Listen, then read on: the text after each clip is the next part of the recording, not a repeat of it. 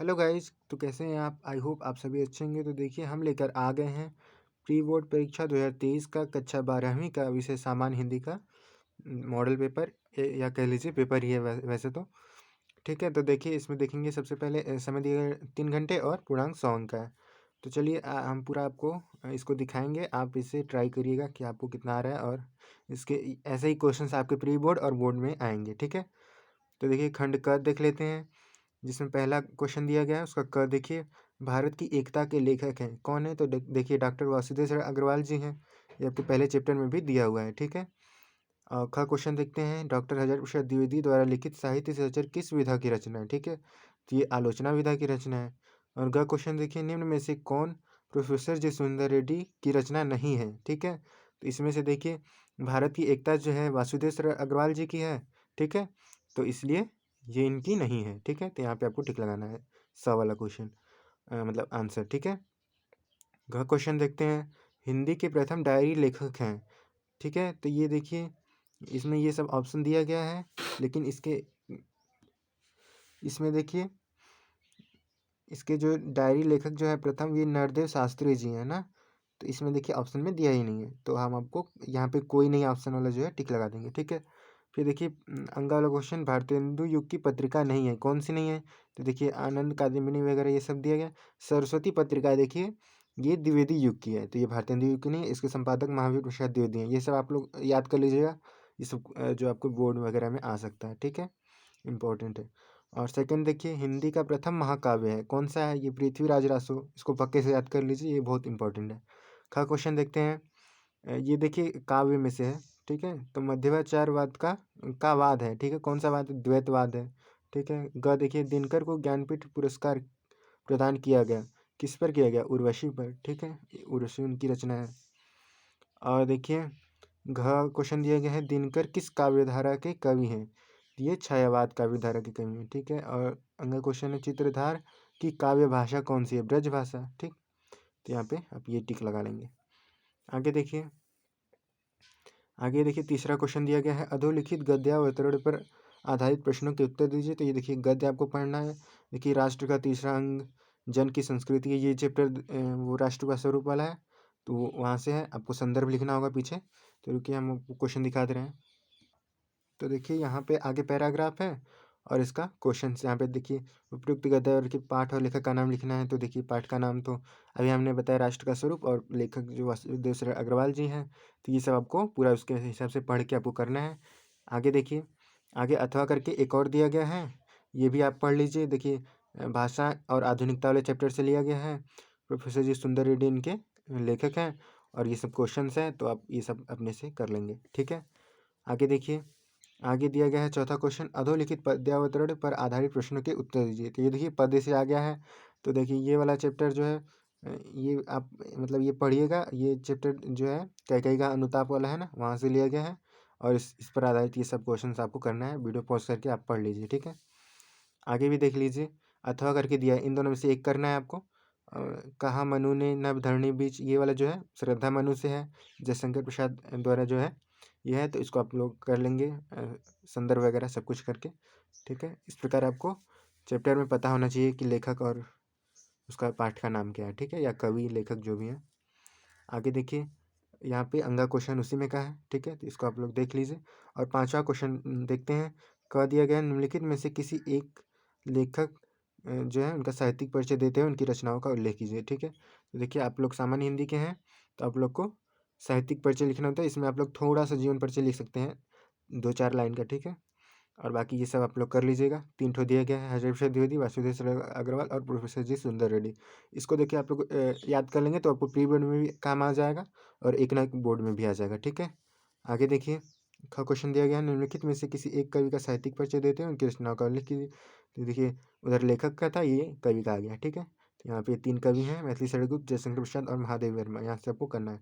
छठा क्वेश्चन देखते हैं, पंचलाइट कहानी का सारांश लिखिए अथवा बहादुर कहानी का उद्देश्य लिखिए, दोनों में से आपको एक करना है। ठीक है, आगे देखिए, रश्मिरथी खंड काव्य के चतुर्थ सर्ग की कथा संक्षेप में लिखिए, अथवा करके दिया गया रश्मिरथी खंड काव्य के आधार पर कर्ण का चारित्रिक विशेषताओं पर प्रकाश डालिए।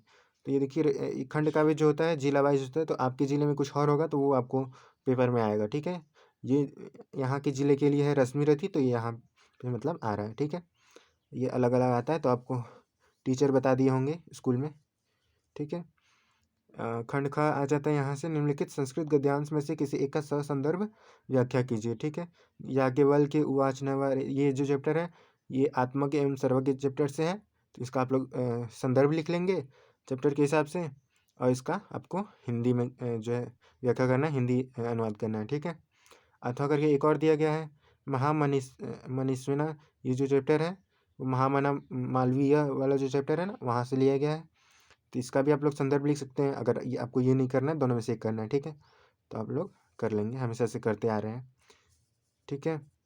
आगे देखिए, ख वाला क्वेश्चन दिया गया है, निम्न पद्यांशों का ससंदर्भ हिंदी में अनुवाद कीजिए, तो ये देखिए श्लोक से आ गया है, और आपको ये देखिए उधर श्लोक, ये गद्य वाला था संस्कृत में, और ये श्लोक से आ गया है, तो ये देखिए निंदनंतु नीतिपूर्ण, ये वाला जो है सुभाषित रत्नानी वाले चैप्टर से है, और विद्या विविधा ये वाला भी सुभाषित रत्नानी चैप्टर से, तो इसके हिसाब से आप लोग इसका वो लिख लेंगे संदर्भ, ठीक है। और आगे आप लोग तो अनुवाद कर ही लेंगे। आगे चलिए दिखाते हैं। आगे देखिए क्वेश्चन दिया गया है 10वां, नहीं 9वां पहले, ठीक है। निम्नलिखित मुहावरों का और लोकोक्तियों में से किसी एक का अर्थ लिख के वाक्य प्रयोग करना है, तो एक का करना है तो आंखों का तारा होना, अत्यधिक प्रिय होना, या 9 2 11 होना, भाग जाना, इसी प्रकार से ये सब आप लोग एक कर लेंगे। इसमें से आप सभी पढ़ के जाइएगा, जो आपके एग्जाम में आएगा वो कर लेंगे, ठीक है। 10वां क्वेश्चन देखिए, का 10वां का कर दिया गया, निम्न शब्दों के संधि विच्छेद के सही विकल्प का चयन कीजिए। जो भी सही विकल्प दिया गया है संधि विच्छेद में, उसका चयन करना है। तो देखिए रविंद्र का संधि विच्छेद क्या है, तो देखिए रवि धन इंद्र, ये देखिए इधर से मात्रा रहेगा और छोटा ही रहेगा, ठीक है, रविंद्र, ये वाला आपका सही आंसर है। और देखिए पावका का संधि विच्छेद है, तो चलिए इसको अगले पेज में दिखाते हैं।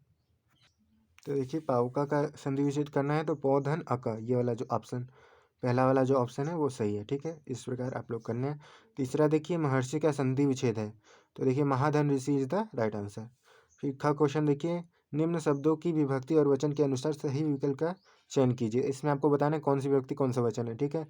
तो आत्मा, आत्मा देखिए पहला ही है, ठीक है, तो प्रथमा विभक्ति और एक वचन, ये देखिए तीसरा वाला जो है प्रथमा विभक्ति एक वचन, ये सही आंसर है, ठीक है। आत्मने, ये देखिए चतुर्थी विभक्ति है, तो यहाँ पे देखिए दिया है चतुर्थी विभक्ति एक वचन, ठीक है, ये वाला जो आपका सही आंसर है। चलिए आगे देख लेते हैं। 11वां क्वेश्चन दिया गया है, 11वां का, निम्न शब्द युग्मों का सही अर्थ चयन करके लिखिए, ठीक है। सर और सर, ठीक है, तो ये देखिए सर और सर, ठीक, तो इसका मतलब बाण होता है, और इसका मतलब देखिए बाण होता है, और ये तालाब, ठीक है, तो ऑप्शन ब इज द राइट आंसर। और सेकंड देखिए तरंग और तुरंग, तरंग मतलब क्या होता है लहर, और तुरंग मतलब घोड़ा, तो option the is the right answer. आगे देखिए ख में दिया गया है, निम्न शब्दों में से किसी एक शब्द के दो अर्थ लिखिए, ठीक है। किसी एक का लिखना है, तो द्विज का देखिए पक्षी होता है, खूब ब्राह्मण होता है, और कर में देखिए हाथ है, हाथ होता है कर का मतलब, और हाथी का सूंड होता है, इस प्रकार दल मतलब समूह वगैरह, जो भी आप किसी के एक का करना है तो आप लोग अच्छा आसानी से कर लेंगे, और इसको पढ़ के जाइएगा अच्छे से। और ग क्वेश्चन देखिए, निम्न वाक्यांशों के लिए एक शब्द का चयन करके लिखिए। जिसने इंद्रियों को जीत लिया हो जितेंद्रिय, ये तो बचपन से हम लोग पढ़ते आ रहे हैं। और सेकंड दिया गया है, जिसकी उपमा न दी जा सके, अनुपम होता है, ठीक। और देखिए घ क्वेश्चन दिया गया है, निम्न में से किसी किन्हीं दो वाक्यों को शुद्ध करके लिखिए। इसमें देखिए दो करना है आपको, तो यहाँ पे दिया गया है मेरे को घर जाना है, तो ये शुद्ध करके लिखेंगे आप, तो वो लिखेंगे मुझे घर जाना है, ठीक है। अच्छा यहाँ पे देखिए लिखा गया है मेरे को अभी जाना है, ठीक है, तो आप लिखेंगे मुझे अभी जाना है, ठीक। और परमात्मा के अनेकों नाम हैं, तो आप लिखेंगे परमात्मा के अनेक नाम हैं, ये अनेकों नहीं होगा, ठीक। इस प्रकार ये दोनों आप स्वयं से करेंगे, ठीक है। दो ही ठो करना था, हम बता दिए। और आगे देखिए 12वां क्वेश्चन दिया गया है, श्रृंगार अथवा शांत रस की परिभाषा उदाहरण सहित लिखिए, ठीक है, तो ये आपको करना है। और ख देखिए उपमा अथवा रूपक अलंकार का लक्षण और उदाहरण लिखिए। देखिए इन दोनों में से एक ही करना है, अथवा करके दिया है ना, तो इस प्रकार ये ग भी दिया गया है, कुंडलिया अथवा सोठा छंद का लक्षण और उदाहरण लिखिए, ठीक है, इसमें से आपको करना है। चलिए 13वां क्वेश्चन देख लेते हैं। अपने नगर में शुद्ध पेयजल की आपूर्ति कराने हेतु जल संस्थान के प्रबंधक को पत्र लिखिए, अथवा करके एक और क्वेश्चन क्वेश्चन दिया गया है, परीक्षा के समय बिजली कटौती न करने के लिए जिलाधिकारी महोदय को एक पत्र लिखिए, ठीक है, तो ये सब आपके एग्जाम में आ सकता है। 14वां क्वेश्चन देखिए, निम्न विषयों में से किसी एक विषय पर अपनी भाषा शैली में निबंध लिखिए, ठीक। तो ये देखिए धरती रक्षा पर्यावरण सुरक्षा, ठीक। और ख दिया गया कंप्यूटर आधुनिक यंत्र मानव। और ग है मेरे प्रिय कवि गोस्वामी तुलसीदास। अगला है स्वच्छता अभियान जन जन का कल्याण। और अगला है बढ़ती जनसंख्या रोजगार की समस्या। इनमें से आपको एक करना है। ये सब टॉपिक आप पढ़ के जाएंगे तो आपके एग्जाम में कुछ ना कुछ तो आ ही जाएगा, ठीक है। तो इसी प्रकार ये पेपर समाप्त होता है। और अच्छा लगे तो वीडियो को लाइक वगैरह कर दीजिएगा। और ऐसे ही हम कंटेंट वगैरह लाते रहते हैं एग्जाम से रिलेटेड, तो आप मेरे चैनल को भी सब्सक्राइब कर सकते हैं अगर आपको जानना है तो। ठीक है, धन्यवाद।